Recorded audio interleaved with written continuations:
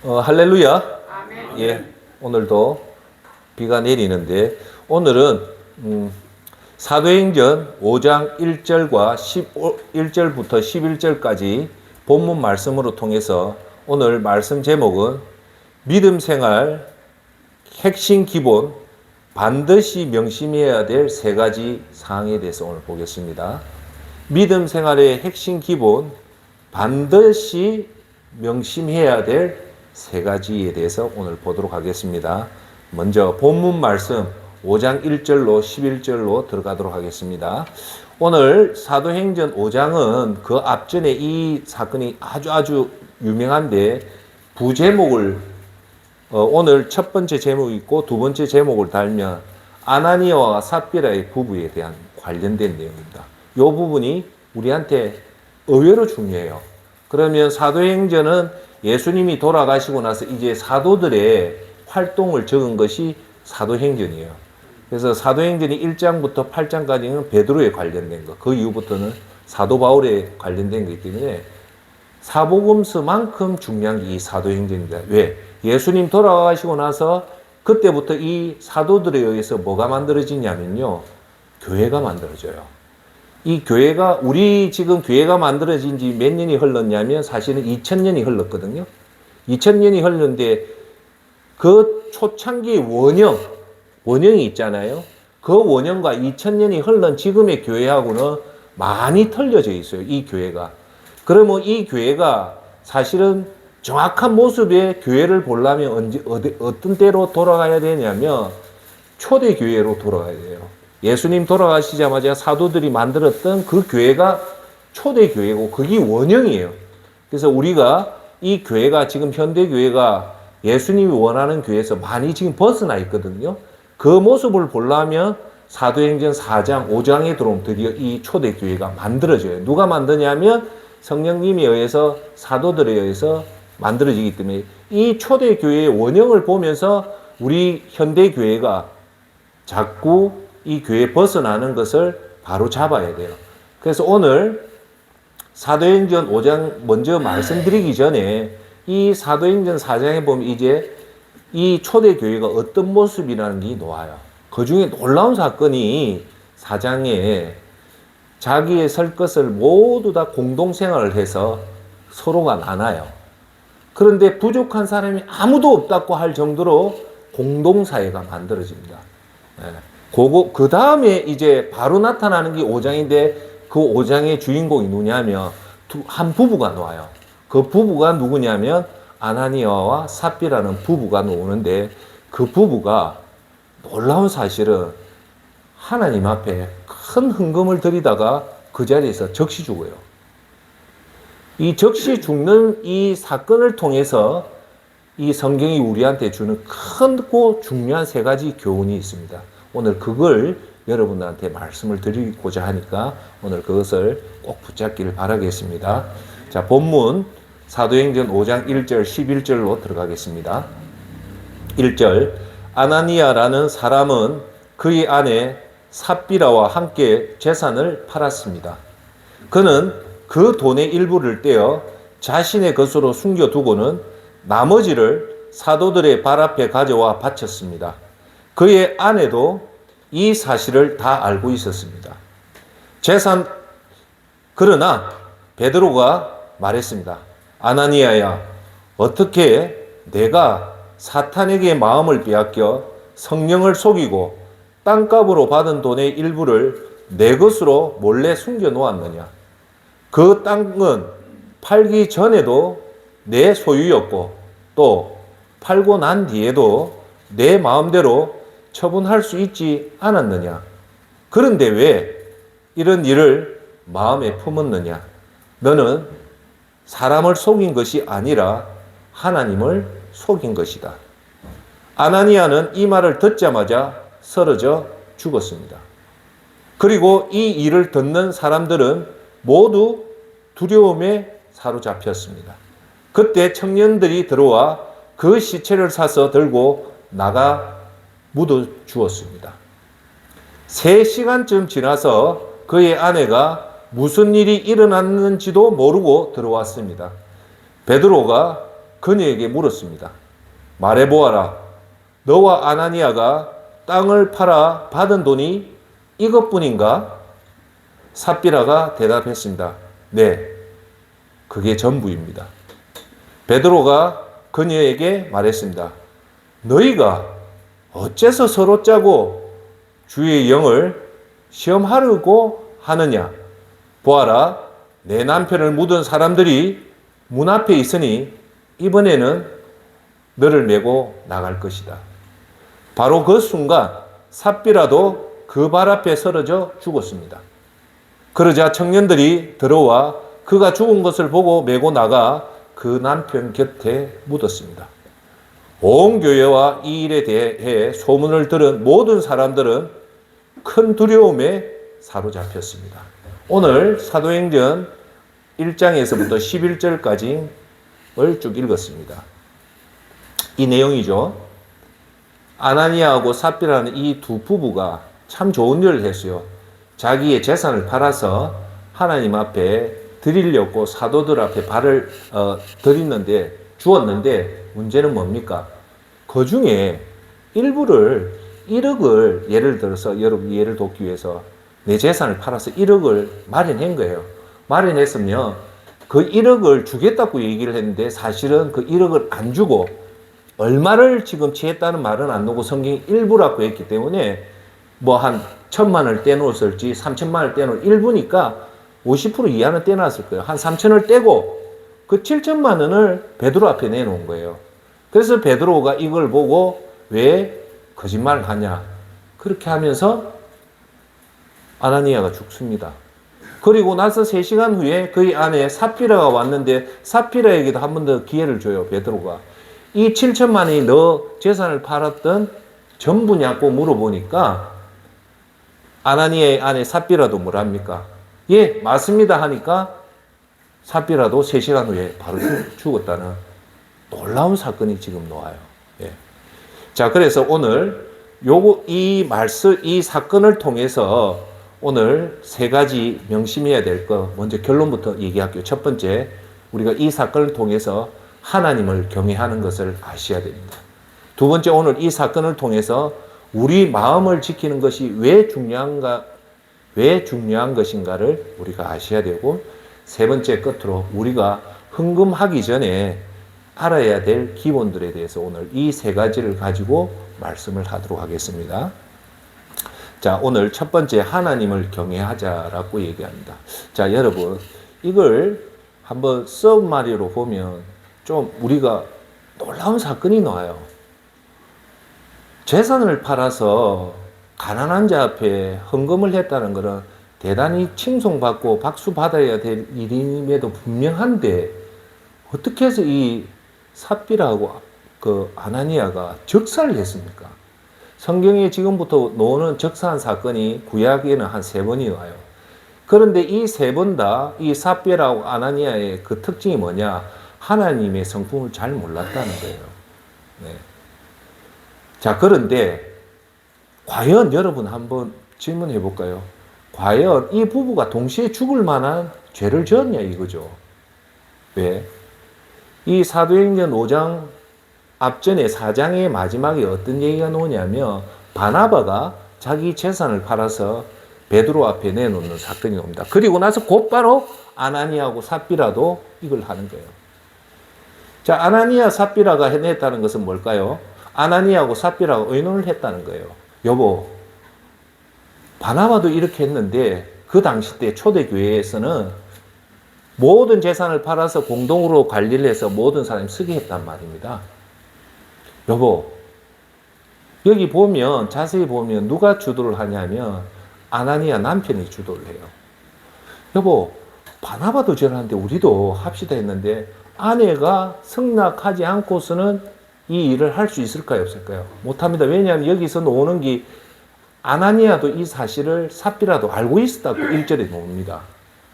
그러면 그 취지가 참 엄청나게 좋은 취지였잖아요. 우리 재산을 팔아가 가난한 자 돕자는 그게 쉬운 겁니까? 어려운 겁니까? 쉬운 게 아니잖아요.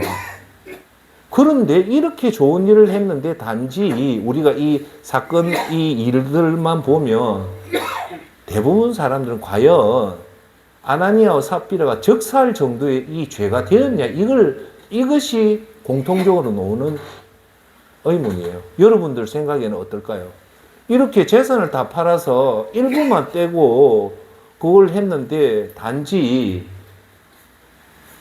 1억을 안 주고 7천만 원을 냈다는 그것 때문에 아나니아만 죽은 것이 아니라 삽비라까지 죽어까지 이게 그만치 큰 죄가 되냐 이거죠. 자, 여기서 성경에는 분명하게 얘기가 나오는 것이 그 죽었던 원인은 거짓말을 한 게 아닙니다. 뭐가 나오냐면 여기서 핵심적인 사실은요, 어디서 나오냐면 3절에 베드로가 4절에 이제 아나니아가 죽거든요. 베드로가 너 죽는 이유를 얘기를 해요. 그게 뭐냐? 성령을 속였다는 거예요. 거짓말을 한 게 아니라, 거짓말이지만 그 본심은 성령을 속였다는 거예요. 오늘 우리가 하나님을 경외하자는 주 목적은 우리가 왜 죄를 짓냐 하면 하나님을 정확하게 모르기 때문에 우리가 죄를 죄로 모르는 거예요. 오늘 여러분 일견 보면 이게 과연 적사할 만한 죄는 절대 아니지만 우리가 깊이 들어가 보면 이거는 헌금을 거짓말해서 죽었다고 우리가 다 죽죠. 근데 그게 아니잖아요. 베드로는 분명히 얘기를 해요. 뭐라고? 성령을 속인 거예요. 그럼 우리는 조금 거짓말을 하면 안 되지만 할 수도 있지만 절대 여러분들이 하지 말아야 될 행동 중에 하나가 뭐냐? 성령을 절대 속이면 안 된다는 거예요. 그것이 성경에서는 가장 무서운 죄라고 분명히 얘기하고 있다는 거예요. 자, 오늘 결론을 맺을게요.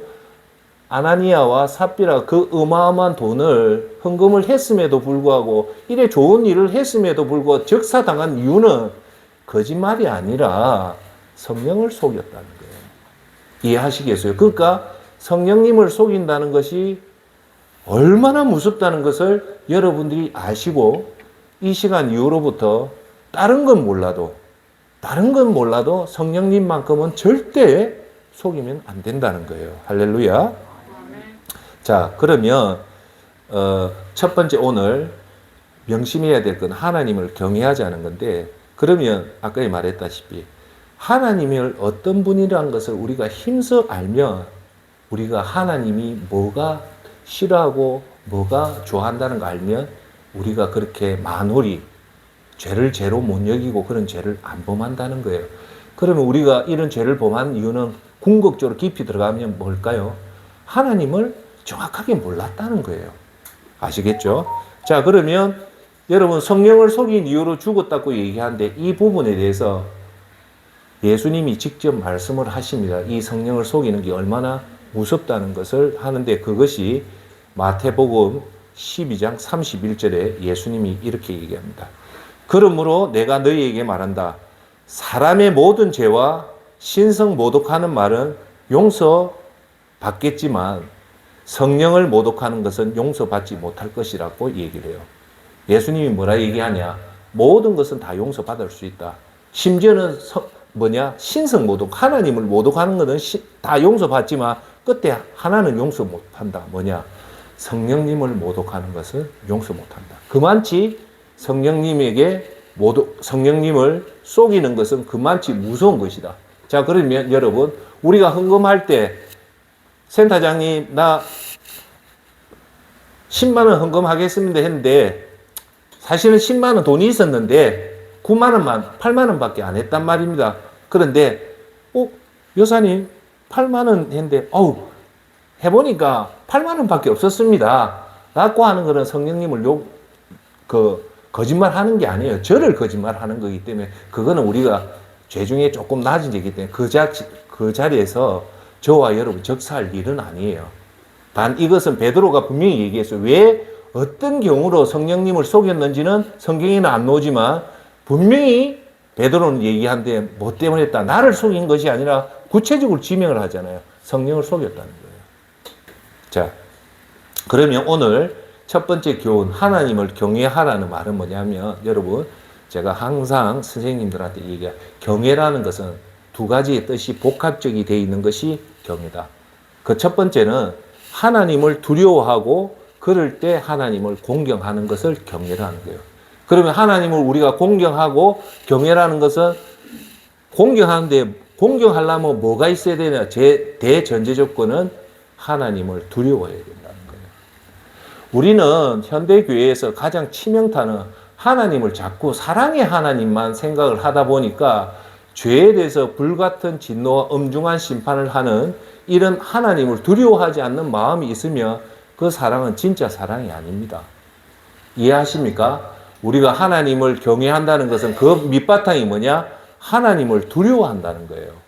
자, 그러면 이 하나님을 두려워하는 그게 뭐냐면, 자, 출애굽기 20장 20절에 왜 하나님이 저와 여러분에게 두렵게 만드는 이유가 출애굽기 20장 20절에 정확하게 나옵니다. 뭐라고 얘기하냐? 여러분들에게 두려워하는 마음을 주셔서 죄를 짓지 않게 하시려고 오셨을 뿐이라고 얘기를 합니다. 즉 뭐라고 얘기하냐? 죄를 짓지 않기 위해서 뭘 했다? 두려운 마음을 줬다는 거예요. 할렐루야. 그러니까 우리가 하나님이 우리가 두려워하는 궁극적인 목적은 뭐냐? 딱 하나입니다. 죄를 짓지 않기 위해서 두려워하라는 거예요.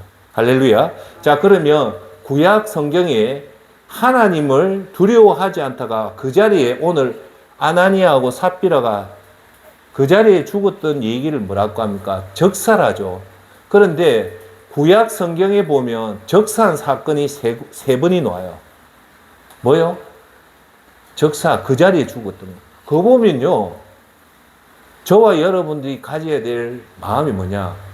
쇼킹, 충격을 가진다는 것은 하나님 앞에 이렇게 잘못했다가는 그 자리에서 죽는 거구나라고 생각하는 그 두려움을 가지면 우리가 하나님 앞에 만홀히 행동을 못하겠죠.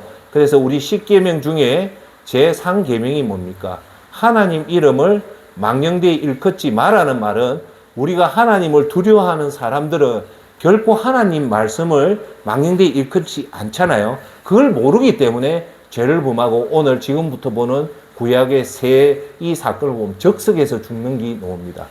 그 첫 번째가 초대 제사장이었던 아론이라는 모세의 동생이 제사장이 되는데 누가 시키냐? 하나님이 시켜요. 그 아들의 나답과 아비후가 죽습니다. 어떻게 죽냐?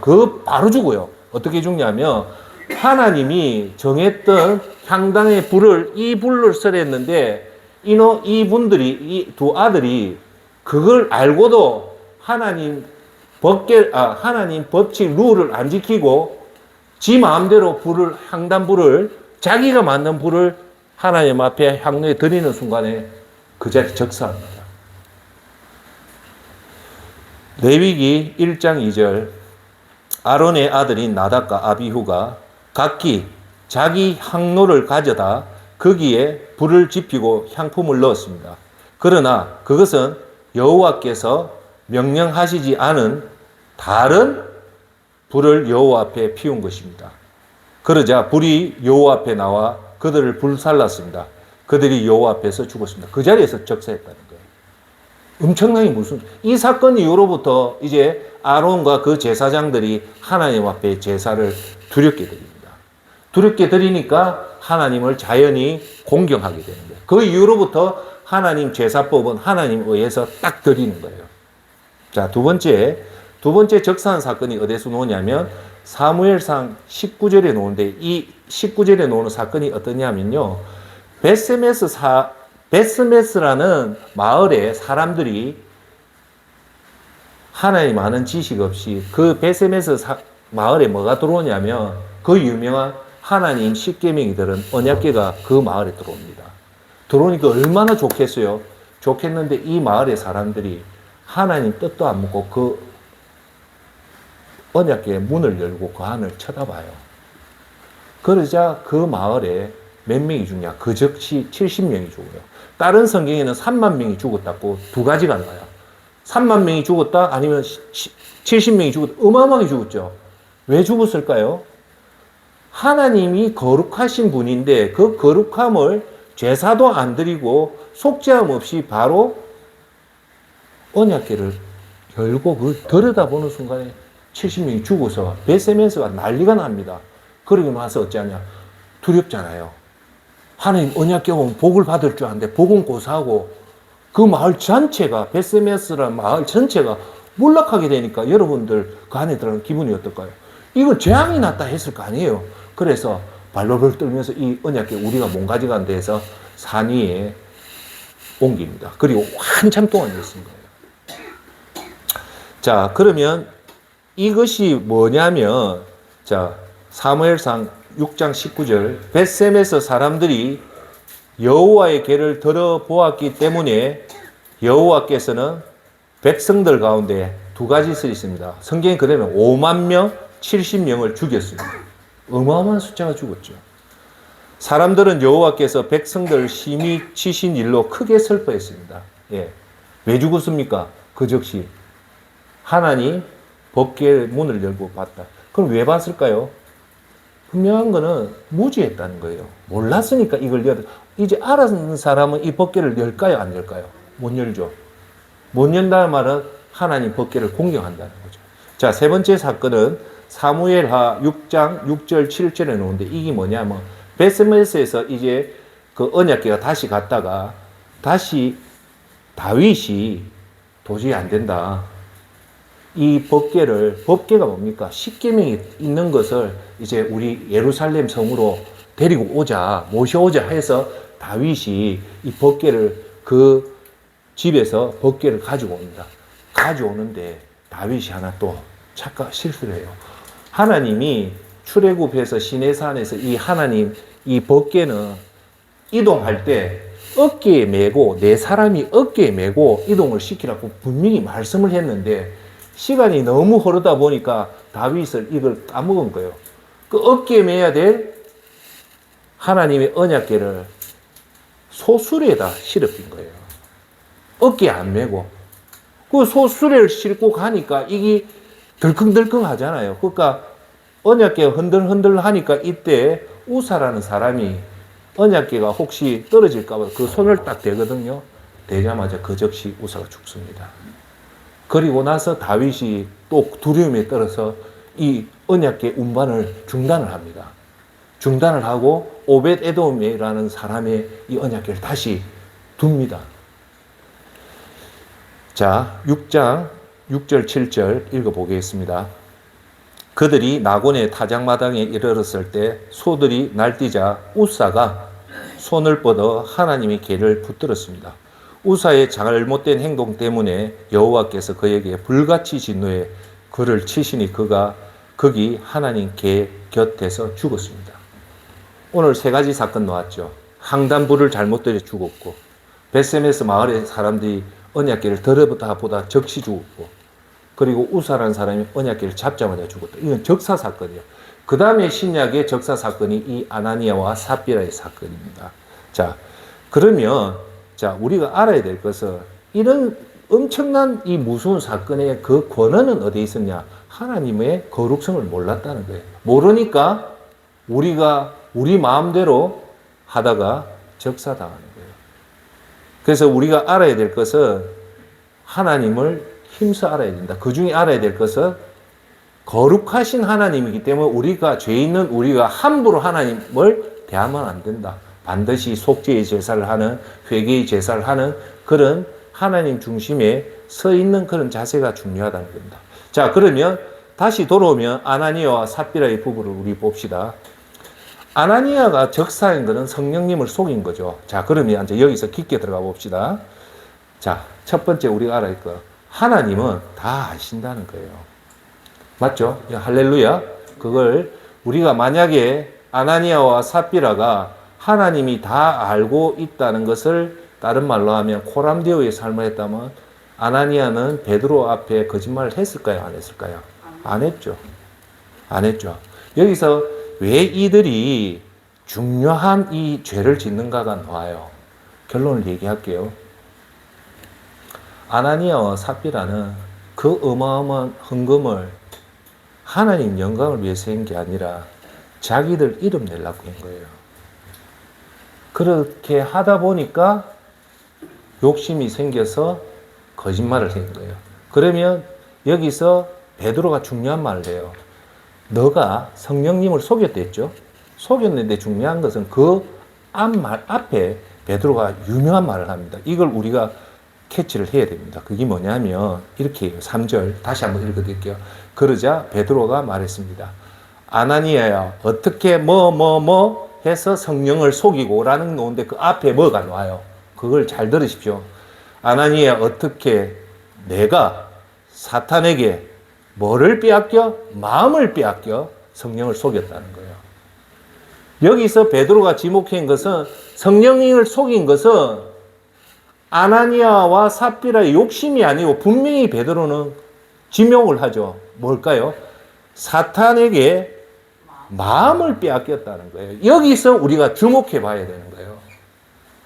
그 어마어마한 죄를 지었던 이유는 뭐냐? 결국은 아나니아의 잘못이지만 그 원인은 사탄에게 마음을 빼앗겼다는 거예요. 자, 그러면 사탄에게 마음을 빼앗겼다는 말은 뭘까요? 우리가 마음 관리를 못해서 빼앗겼는데 그게 뭐냐? 하나님 영광이 아니라 내가 영광을 받기 위해서 하는 그 마음이 빼앗겼다는 거예요. 하나님 중심으로 섰다면 이런 죄를 안 범하는 거죠. 무슨 말인가 알겠습니까? 예. 자, 그러면 제가 얘기하지만 죽은 이유는 결국은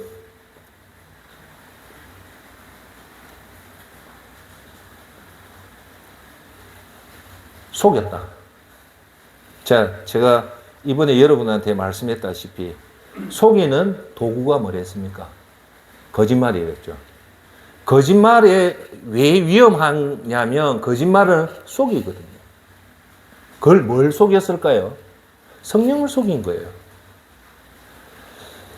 자, 그걸 하나님이 아셨을까요? 몰랐을까요? 압니다. 여러분 꼭 기억하십시오. 우리 시니어 성도 곧 하나님 앞에 서실 여러분들이 항상 생각해야 될 것은 오늘 우리가 이 자리에 왜 왔는지, 우리가 왜 믿음 생활을 하는 건지, 하나님은 여러분 외모를 보는 것이 아니라 하나님 중심을 봅니다. 그러니까 그게 무서운 말이에요. 만약에 여러분들이 중심이 하나님이 앞에 안 서 있고 우리의 가까이 내 명예를 위해서 아나니아와 삽비라처럼 사람들한테 존경, 더 정확하게 할게요. 왜 그렇게 했냐? 그 앞에 4장 말미에 바나바가 이런 것을 하거든요. 그러니까 아나니아, 유추해 보면 이렇게 해요. 아나니아와 삽비라가 여보, 우리도 바나바처럼 저렇게 합시다. 그렇게 하면 왜? 사람 눈을 봤기 때문에 박수받고 칭찬받고 존경을 받을 수 있습니다. 그렇게 하면 우리가 교회 내 초대교회 영향력을 발휘할 수 있을까? 그렇게 합시다라고 하나님 영광이 아니라 내 영광을 위해서 하다 보니까 1억을 다 줄라 아까운 거예요. 그러니까 안 줄 수는 없고 주기는 줘야 되는데 1억 주기가 아깝고 하니까 여보 7천만 원만 합시다. 그러면 3천 우리 거 서지 않습니까? 라고 생각을 했는데 거기에 대해서 베드로가 분명히 얘기해요. 6절에 뭐라고 얘기하냐? 그렇게 해도 잘못이 아니에요. 왜? 베드로가 뭐래? 이 재산이 네 거니까 네가 팔아도 되고 안 팔아도 된다. 그리고 팔아서 얼마를 네 마음대로 해도 베드로는 분명히 얘기해요. 죄가 안 된다고 얘기를 했거든요. 그러니까 우리가 여기서 알 수 있는 건 여러분들이 하나님 앞에 헌금을 하는 것이 100만 원을 하려고 했는데 100만 원이 조금 아깝다. 그래서 50만 원만 해도 그게 죄가 안 된다는 거예요. 그 헌금에 대해서 여러분 자유함을 느끼시라는 거예요. 그런데 왜 그렇게 했냐? 하나님 중심을 보는데 결국은 아나니아와 삽비라는 하나님 영광, 구원의 기쁨, 하나님 나라와 하나님 의를 위해서 한 게 아니라 자기 자신이 초대교회 사람들한테 칭찬받으려고 한 겁니다. 아시겠어요? 그걸 여러분들이 정확하게 그 마음이 2000년 전에 아나니아와 삽비라의 부부 마음과 현재 우리 마음과 틀릴 것 같아요. 거의 비슷하잖아요. 그걸 우리가 정확하게 교훈을 삼아야 된다. 자, 오늘 여러분들이 무슨 큰 일을 하고 싶다 그렇게 할 때 내가 나중에 세 번째 얘기했지만 절대 자기 자신을 안 드러내려고 하는 것이 가장 좋은 성경적인 방법입니다. 할렐루야. 자, 사무엘상 16장 7절에 이런 말을 합니다. 여호와께서는 사무엘에게 이르시되 그의 용모와 키를 보지 말라. 내가 이미 그를 버렸노라. 내가 보는 것은 사람과 같지 아니하니 사람은 외모를 보거니와 나 여호와는 중심을 보느니라 하더라. 라고 얘기합니다. 하나님은 분명히 말합니다. 하나님은 외모를 보지 않는다. 그 말은 화려함도 있지만 여러분들이 헌금을 하는 100만을 하고 1000만은 그게 중요한 것이 아니라 여러분이 얼마를 하더라도 그 마음의 중심을 보기 때문에 오늘 이 진리를 알면 여러분 자유함을 느껴요. 즉 하나님 앞에 드리는 헌금과 구제는 액수가 중요하지 않다. 절대 돈에 매이지 마라. 하나님은 뭐를 보신다? 중심을 보기 때문에 그 중심대로만 하면 됩니다. 할렐루야. 아나니아와 삽비라 부부가 하나님만 생각했더라고 했다면 전부 중 반만 내어도 전부라고 속이지는 않았다는 거예요. 그죠? 하나님 앞에 한대 했다면 그렇게 안 했겠죠. 삽비라 부부는 결론은 하나님을 생각해서 헌금을 한 것이 아니라, 즉 순수한 목적으로 헌금을 한 것이 아니라 이 헌금을 내어서 사람들에게, 초대교회 성도들에게 칭찬받고 박수받고 인정받아서 나아가 초대교회 자신의 영향력을 발휘하려고 했던 그런 목적이었다는 겁니다. 그래서 우리가 항상 생각할까? 하나님은 다 아신다. 하나님은 생각 않고 사람은 하나님의 생각이 알기 때문에 우리의 생각, 우리의 말, 우리의 목적, 행동들을 다 아신다. 이걸 꼭 기억하십시오. 여러분, 구제를 하고 예배를 드리는 그 목적이 두 가지예요. 내 자신을 위해서 드린다면 그건 헛수고입니다. 그런데 그 목적이 순수하다는 말이 뭡니까? 예수님이 어린 양이 희생 제물이 되어서 나의 그 어마어마한 죄를 해서 내가 지옥에서 고통받는 것을 건져줬기 때문에 대체 이것으로 충분하다. 이제 더 이상 먹을 것, 입을 것만 있으면 된다. 더 이상 나를 위해 살지 않고 하나님 영광을 위해서 세상에 나가서 정직하게, 성실하게, 부지런하게, 겸손하게 살면서 일을 하면서 항상 몰입해서 생각해서 어떻게 하면 좀 더 개선시킬까, 이것이 사람들에게 어떤 도움이 될까, 전문적인 영역을 가지면 돈은 자연적으로 옵니다. 오게 돼서 그 돈을 가지고 하나님 영광을 위해서 쓸 때, 그 순수한 목적을 쓸 때 하나님은 그걸 받아들인지, 그걸 가지고 올 현대 저와 여러분들이 명심해야 될 것, 이것을 통해서 내가 사람들 앞에 저 사람 대단하다, 그 박수 받고 그 사람한테 인정받고 목사님한테 그건 대단히 위험한 거예요. 생각합시다. 우리는 누구한테 인정만 받으면 됩니까? 하나님한테만 인정받으면, 자, 여러분 보십시오. 하나님은 그 다음부터 여러분을 사람한테 인정받게 해준다. 또 설령 우리가 사람한테 인정 안 받아도 대체 충분하다. 하나님만 알면 된다. 그게 순수한 믿음이라는 겁니다. 할렐루야. 아멘. 자, 그래서 여러분 여기서 중요한 것은 속이는 것이 너무 무섭다. 속이는 방법이 거짓말이다. 그래서 10계명 중에 9계명이 뭡니까? 위정하지 말라는 것은 속인다는 거예요. 재판장을. 뭘로? 거짓말로. 그렇기 때문에 그 거짓말을 하는 것은 그 이유가 어디에 있느냐? 하나님을 경외하지 않는다. 하나님이 다 보고 계신다면 우리가 이런 거짓말을 못한다는 겁니다. 자, 여러분, 그래서 우리 그리스도인이 오늘 아나니아와 삽비라 교훈에서 연세가 많든 젊든 상관없이 우리는 정직을 항상 훈련을 해야 됩니다. 훈련을 어떻게 하냐? 매일 그 정직함이 중요하다는 것은 샤푼, 이스라엘의 히브리에 교육한다는 말은 샤푼입니다. 반복을 해서 칼을 예리하게 만드는 거예요. 그렇게 해서 여러분들이 매일매일 정직함이 중요하다고 생각하면 어떤 경우든 우리가 죄에 빠지지 않는다는 겁니다. 할렐루야. 그래서 항상 정직에 중요한 것을 이해하시길 바랍니다. 제 얘기를 해서 이해하시고 좀 들어주십시오. 최근에 어떤 일이 있었냐면, 빨리 얘기할게요. 제 차하고 제 애들하고 우리 딸하고 아들하고 온천장에 그 유명한 꼼장어가 유명해요. 근데 옛날처럼 꼼장어 비싸요. 그래서 딸이 와서 참 좋아서 꼼장을 사는데 너무 먹는 대로 해가지고 했는데 계산하고 왔어요. 우리 단골집이에요. 와서 나중에 그 영수증을 보니까 계산이 잘못된 거예요. 내 계산으로 한 18만 원 정도가 나와야 되는데 10만 원 밖에 안 나온 거예요. 이거는 착각을 해도 크게 착각을 했다 싶어서 여보 다시 돌아갑시다. 돌아가서 이거 계산 바르게 합시다. 왜? 그거 안 하면 내 평생 이 죄책감 들어서 어찌합니까? 돌아갔어요. 돌아가서 그 카운터를 보시는 게 그 사장의 아내더라고요. 나이가 한 50대인데, 아이고, 사모님, 이 계산 잘못됐습니다 하면서 떡 주니까, 이 사모님이 떡 보더만, 그래요? 하면서, 내가 계산 잘못했네요. 다시 합시다. 이렇게 해야 되는데, 놀란 눈으로 저를 보는 거야. 지금도 생겨. 어떤 눈이야? 이런 식이에요. 내가 알고, 모르고 했다면 당연히, 아이고, 선생님, 고맙습니다. 내가 빨리 바르게 아이고, 고맙습니다. 이게 정상적인 방법 아니에요. 내가 계산 잘못했으니까 손님이 바로 잡아주고 고맙다고 이래야 되는데, 고맙다는 소리는 안 하고, 이렇게 좀 놀란 표정을 짓는 거예요.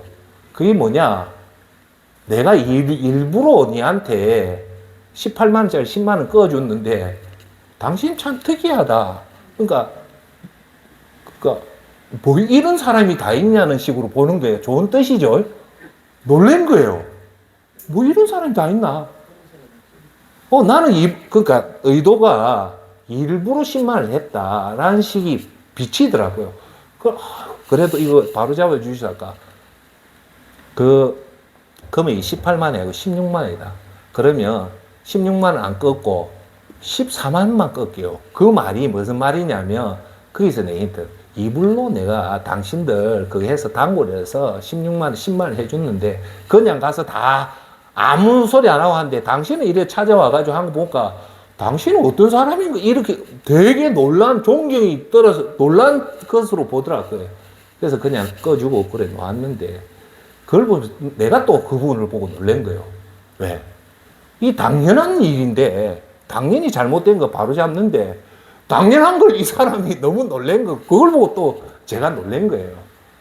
제가 여러분한테 드리는 말씀은, 그 6만 원 내가 거짓을 했다면 그 6만 원 이상 그 죄책감에 시달릴 빼서 그냥 깨끗하게 가서 정직하게 하는 것이 중요하잖아요. 그것이 우리 그리스도인의 모습이고, 그 이면에는 하나님이 보고 계신다는 마음이 있었기 때문에, 내가 하나님 보시는데 이 6만 원 어떻게 하냐 싶어서 그 얘기를 드린 겁니다. 자, 그래서 우리 첫 번째 하나님을 경외하자는 것은, 첫 번째 우리가 알 수 있는 것, 하나님이 어떤 분인 걸 알아야 된다. 하나님 다 보고 계시고, 죄 앞에서는 엄중한 심판과 불같은 진노가 있는 분이기 때문에 우리가 하나님 앞에 숨길 수 없으니까 그걸 알아야 돼요. 두 번째, 절대 성령님을 만홀히 여기면 안 됩니다. 그래서 여러분, 심각한 것은 심각하게 받아들여야 됩니다. 이 우리 일상에 잘 없지만, 단 한 번 성령님을 근심되게 하고 성령님을 욕하는 것은 어떤 경우든 하시면 하면 됩니다. 끝으로 하나님은 중심을 보고 있다는 것을 꼭 명심하길 바랍니다. 그리고 오늘 두 번째, 아나니아의 삽비라가 이렇게 죄를 저질렀을 때 우리가 기본을 지켜야 될 게 뭐냐면, 두 번째가 마음을 지키자. 따라해볼까요? 마음을 지키자. 잠언서 4장 23절, 모든 지킬 만한 것 중에 더욱 내 마음을 지키라. 생명의 근원이 이에서 남이라. 라고 분명히 얘기합니다. 잠언서에서 무엇보다 지킬 것이 뭐를 지켜라? 마음을 지켜라 하잖아요. 베드로가 아나니아한테 얘기한 건 뭡니까? 네 마음이 뺏겼다. 왜 뺏겼냐? 사탄한테 뺏겼다는 거예요. 여기서 우리가 알아야 될 것은, 사탄이 그 마음을 빼앗았는데, 그럼 사탄이 아나니아한테 무슨 말을 했을까요? 사탄의 목적은 그거예요. 하나님 없이도 살 수 있다. 뭐 그래 바보짓을 하냐. 그 많은 돈 일부만 내고 네 마음대로 써라. 즉 사탄은 사람들을 속이는 목적은 딱 하나입니다. 하나님 없이도 네 마음대로 살아도 충분히 잘 살 수 있다. 우리의 이성과 우리의 초과학 발달된 이 과학의 혜택과 내 이성만 있으면 하나님 없이도 충분히 살 수 있다고 그 속여서 그 마음을 빼뜨린 거예요. 할렐루야. 자, 그러면 우리가 이 사탄에게 사탄이 뭘 빼뜨렸습니까? 건강을 빼뜨렸습니까? 자식을 빼뜨렸습니까? 아니면 그 사람의 생각을 빼뜨렸습니까? 사탄은 마음을 빼뜨린 거예요. 그런데 잠언서에서는 뭐라 합니까? 4장 23절. 내 마음을 지키라잖아요. 자, 그러면 내 마음을 지킬 수 있는 방법이 뭡니까? 다른 게 아니에요. 만약에 아나니아 부부한테는 큰 일이 벌어졌잖아요. 재산을 팔아서 하나님 앞에 이 헌물을 해야 되는데, 이 큰 일을 앞에 두고 아나니아는 잘못 생각해서 하나님 마음을 뺏긴 거예요. 사탄에게. 그러면 이때 우리가 해야 될 일은 이 집을 팔아서 등기부등본에 등기소 가서 그 돈으로 환산하고 하는 것보다 더 중요한 것은 하나님 앞에 마음을 안 뺏기기 위해서 우선적으로 더 해야 될 것은 성령의 충만함을 가지고 있었어야 돼요. 그러니까 우리가 여러분한테 드리고 싶은 어떤 자녀의 결혼, 남편의 입원, 뭐 우리 삶에 중요한 일들이 벌어지잖아요. 거기다가 매달리다 보면 우리의 마음이 사탄에게 빼앗기다 보면 우리가 큰 실수를 할 수 있습니다. 그러니까 우리가 아나니아 같이 큰 하나님 앞에 헌금을 한다든지 자녀가 군대를 간다든지 자녀가 결혼을 한다든지 남편이 큰 입원을 할 때 우리가 제일 우선은 그 사건이 아니라 그 본질 속에 우리 마음을 지키기 위해서 하나님 앞에 예배를 제대로 드리고 하나님 앞에 말씀을 듣고 말씀을 읽고 그렇게 해서 그 성령의 충만함을 뭘로 해야 된다? 기도로서 나갔다면 아나니아와 삽비라 부부는 이렇게 성령을 속이지 않고 오히려 1억 중에 7천만 원을 죽어서도 하나님 앞에 칭찬받고 죽어서는 천국 가서 큰 상급을 받았을 절호의 찬스를 가장 중요한 마음을 뺏김으로 해서 그것이 오히려 화가 돼서 아나니아 삽비라 부부는 죽잖아요. 성경에는 안 나와 있어요. 그런데 아나니아 삽비라 부부가 이 정도 재산을 모았다는 것은 상당히 나이가 있었다고 저는 그래 봅니다. 그 말은 뒤집어 놓으면 제가 볼 때는 삽비라 부부한테 만에 하나 자식이 있었으면 어땠을까요? 이 자식은 하루아침에 고아가 됩니다. 여러분, 세상에서 제일 중요한 게 제가 볼 때는 어른이 있어야 돼요. 부모가 있어야 됩니다. 어른이 있다는 말이 뭐냐? 잠시만 얘기할게요. 술집에 어떤 사람이 간증을 하는데 그 말을 해요. 이 술집에는 어른이 없대요. 그 어른이 뭐냐? 올바른 길로 이끌어주는 사람이 단 한 명도 없다는 거예요. 그렇기 때문에 이 술집 종업원은 결국 망한다는 거예요. 그러면 거기서 자기가 여기서 단 한 명이라도 올바르게 자기를 정직하게 그 길을 이끌어줄 수 있는 단 한 사람이 자기가 볼 때 어른이란데 여러분 집안에 여러분이 어른이죠. 지금 여러분 이 각박한 세상 자녀들이 40대, 50대, 30대, 40대 힘들 때 그 자녀들이 여러분한테 듣고 싶은 거는 야야 힘들 때 위로를 해주고 두 번째 그럼에도 불구하고 자식이 못 살더라도 부모는 꼭 해야 될 말이 있습니다. 그렇더라도 절대 죄 지으면 안 된다. 정직하게 살아라. 그러면 하나님이 너한테 복을 줄 거다 할 때 그기요 애한테 마음이 환하게 열립니다. 왜? 세상에 그 얘기를 해줄 곳은 아무도 없습니다.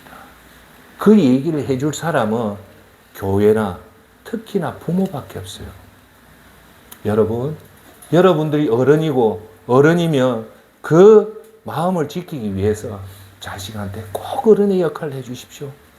항상 전화해서 힘들더라도 용기 잃지 마라. 그리고 그렇더라도 절대 불법 저지르지 말고 정직하게 살아라. 그러면요, 그 자녀들이 큰 힘을 얻어요.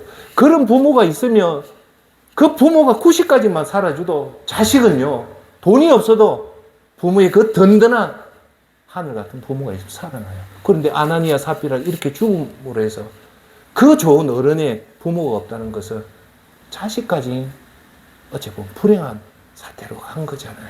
왜 그랬을까요? 하나님을 몰랐고 이 중요한 때 마음을 지키지는 못해서 그런 겁니다. 자, 세 번째 우리가 알아야 될 교훈은 우리가 반드시 헌금을 하지만 헌금을 할 때 알아야 될 기본이 있습니다. 그걸 꼭 여러분들 명심하십시오. 하나님은 첫째, 하나님은 헌금의 액수보다는 여러분의 마음을 봅니다. 꼭 기억하십시오. 대형 교회든 어떤 교회든 자꾸 헌금의 시험을 들어요. 왜? 그걸 공개를 안 하면 되는데 뭐 좋은 일로 막 떠드니까 내가 왜소하게 되는 거예요. 저도 그래요. 그런데 여러분 절대 오늘 이 말씀을 듣고 헌금은 액수가 중요한 게 남이 보든 말든 헌금 적게 했다고 욕하면요 그 사람이 잘못됐지 여러분 잘못된 게 아닙니다. 그리고 여러분들 새로운 분 전도할 때 절대 헌금 강요하면 안 됩니다. 그분이 자발적으로 올 때 단 올 때 1,000원을 내든 절대 강요하면 안 됩니다. 왜냐? 마가복음 12장 41절, 44절에 예수님이 헌금의 규칙에 대해서 얘기를 합니다. 예수님께서 성전 헌금함 맞은편에 앉아 사람들이 헌금함에 돈을 넣는 것을 보고 계셨습니다. 많은 부자들이 큰 돈을 넣었습니다. 그런데 가난한 과부 한 사람이 다가오더니 렙돈 동전 2개 곧 한 고드란트를 넣었습니다. 그 돈이 얼마냐? 지금으로 하면 1,000원도 안 된다는 거예요. 예수께서 제자들을 불러서 말씀하셨습니다. 내가 너희에게 진실로 말한다. 이 가난한 과부가 어느 누구보다도 더 많은 헌금을 드렸다. 그들은 모두 풍족한 가운데 드렸지만 이 여인은 가난한 가운데서도 자신이 가지고 있던 모든 것, 곧 자기 생활비 전부를 드렸다고 얘기합니다. 여러분, 이 현대 기독교가 지금 초대교회에서 훨씬 멀리 떨어간 것이 뭐냐? 이 헌금 부분이에요.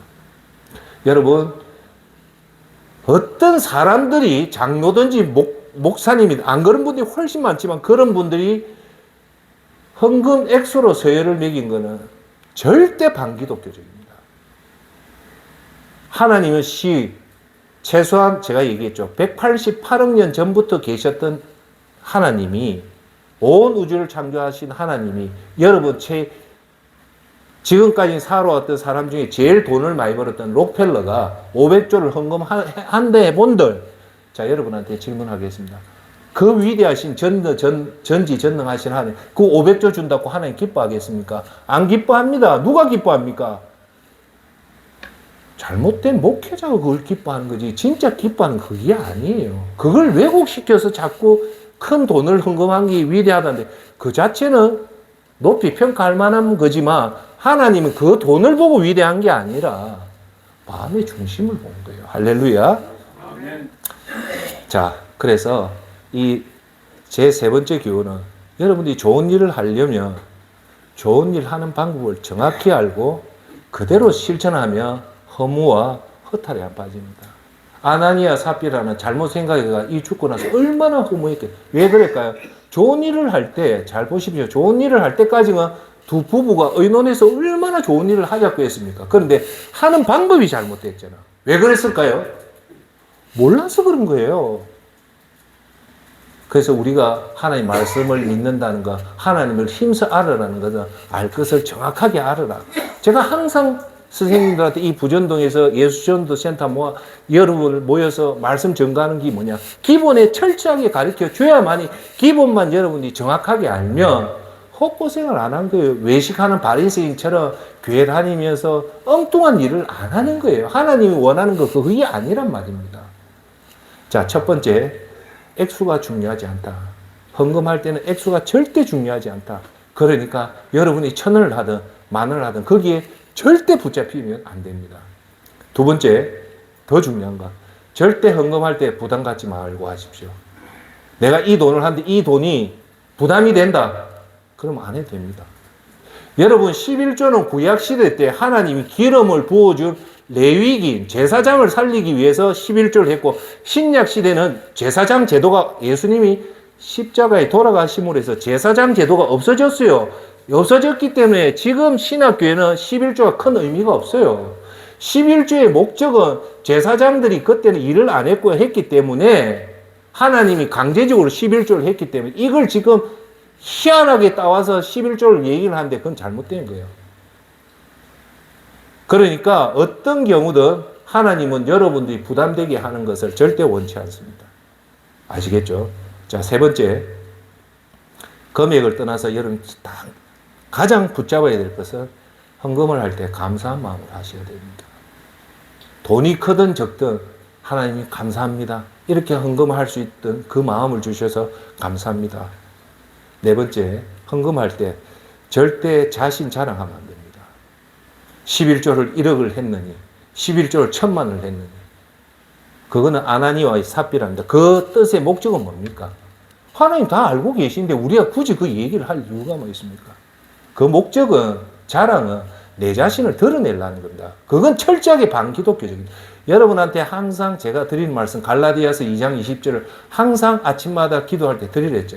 이제 내가 산 것이 아니요 나는 예수 그리스도와 함께 십자가에 못 박혔나니 그런 적 이제는 내가 사는 것이 아니요 내 속에 예수 그리스도가 사는 거기 때문에 이제 여러분의 자랑들은 십자가에 못 박는 그런 여러분들이 되기를 바라겠습니다. 그래서 어떤 경우든 헌금을 할 때 자랑하지 마시고, 다섯 번째, 드러나지 않게 하십시오. 무명으로 하는 게 제일 좋아요. 여러분, 아나니아와 삽비라가 만약에 그 부부가 무명으로 했다면 이런 최악의 사태가 일어났을까요? 안 일어났을까요? 안 일어났죠. 자, 여러분, 내 이름을 안 드러내고 헌금을 한다는 그 깊이는 뭐냐? 하나님만 알면 된다는 거예요. 그것이 우리 믿음의 원형입니다. 그게 안 된다고 해서 여러분 이름을 쓴다고 해서 나쁘다는 것은 아니라 분명히 아닙니다. 하지만 여러분들의 기본 골격은 헌금할 때 하나님만 알면 된다고 그런 마음으로 여러분을 숨기는 게 좋습니다. 왜 그러냐면 여러분 이름을 드러내면 그 어려운 사람을 내 이름을 도와주면 자꾸 그 사람한테 제가 칭찬을 듣고 싶어 하는 거예요. 뭐, 하생님 고맙습니다. 고맙습니다. 그런데 이 사람이 그 고맙습니다 안 하면 내가 미움이 생기는 거예요. 그리고 또 내가 주는 것을 모르게 하면 이 받는 사람은 누구한테 영광 돌립니까? 당연히 내한테 영광 돌리는 것이 아니라 하나님 앞에 영광을 돌리게 되어 있습니다. 그래서 우리가 헌금을 하고 구제를 할 때 마지막으로 꼭 여러분 알아야 될 것은 절대 드러나지 않게 오른손이 하는 걸 왼손이 모르게 하는 것이 우리 믿음 생활에 가장 좋은 겁니다. 할렐루야. 이제 결론을 맺겠습니다. 오늘 이렇게 좋은 일을 하고도 성령을 속였던 이유는 사탄에게 마음을 뺏겨서 결국은 그 7천만 원만 내서도 절대 죽지도 않고 큰 상급 받아야 됐던 아나니아의 삽비라가 적사했던 그 교훈은 오늘 말했다시피 세 가지 교훈이었습니다. 첫째가 하나님을 경외했다면 이런 일이 벌어지지 않았습니다. 그럼 우리가 교훈을 삼을 것은 하나님이 어떤 분인가를 힘써 알자. 그래서 하나님을 경외해야 되는데 그 경외의 공경의 그 밑바탕은 하나님을 두려워하는 거다. 그 두려워하는 건 맹목적으로 하나님 두려워하는 것이 아니라 우리가 하나님 계명을 잘 지키기 위해서 지키는 거예요. 그래서 오늘 하나님 두려워하지 않고 자기 마음대로 했던 제단 향불을 내 마음대로 해가지고 적사했고 베세마스의 그 마을의 사람들이 하나님의 두려움 없이 언약궤를 들여다 보다가 70명이 동시에 죽었고 우사는 어깨에 메고 가야 될 언약궤를 소술에 잡다가 그 자리에 적세했고 아나니아 삽비라는 성령님을 속여서 적세했던 이유는 어디 있냐? 그 근본은 하나님을 하나님이 어떤 분이냐가 몰랐다는 겁니다. 제가 예수전도센터의 주 목적은 뭐냐? 여러분한테 이성적으로 정확하게 알아야 될 걸 정확하게 알면 예수님 말합니다. 진리를 알지니 진리가 너희를 자유케 한다. 무엇을 하고 무엇을 못하라는 걸 알게 한다는 겁니다. 여러분 행동심리학에서 가장 유명한 심리학이 있습니다. 그게 뭐냐? 어린 아이들 앞에 큰 운동장에서 나가서 놀아라면 애들이 못 논대요. 반면에 큰 운동장에다가 펜스를 이렇게 울타리를 펜스를 치주고 이 안에서 놀아라면 그 아들은 그 펜스 안에 들어가면 신나게 논답니다. 그 말이 뭘까요? 하나님 계명은 그런 거예요. 하나님 계명을 주어주면 우리는 그 안에서 열심히 놀기 위해서 계명이 있는 거예요. 계명이 없이 살면 우리는 불안해서 못 산다는 겁니다. 할렐루야. 자, 두 번째, 거기서 우리 심각하게 여길 것은 심각하게 여기자. 그래서 하나님을 힘써 알고 마음을 뺏기지 말자. 두 번째 교훈은 마음을 뺏기지 말자. 우리가 항상 특히 큰 일을 앞에 나가서는 큰 일이 어떻게 잘 되는 것보다 훨씬 더 중요한 것은 하나님 앞에 제대로 예배를 드리고 하나님 앞에 오늘같이 말씀 듣고 하나님 앞에 말씀을 읽고 그리고 그걸 바탕으로 하나님 앞에 기도해서 성령의 충만함을 가지며 사탄 마귀는 우리의 마음을 뺏을까요? 못 뺏습니다. 그래서 베드로 전서에서 마귀를 대적해라 했잖아요. 마귀는 누구의 이름으로 대적한다? 성령 충만한 이 능력으로 예수 이름으로 대적하면 마귀는 물러갑니다. 그래서 우리가 이래 좋은 일을 할 때는 반드시 마음을 지키는 것에 꼭 신경을 써야 되고 세 번째, 헌금하기 전에 알아야 될 것은 액수가 중요하지 않다. 부담을 가지지 말고 감사한 마음을 하고 어떤 경우든 크든 적든 절대 자랑하지 말고 끝으로 드러나지 않게 해라. 이 세 가지 하나님을 경외하고 마음을 지키고 헌금을 할 때 이런 걸 한다면 우리가 좋은 일은 좋아서 더 좋고 나쁜 일은 막아서 좋은 그런 복을 받는 저와 여러분이 되기를 예수 그리스도 이름으로 축원합니다. 기도합시다.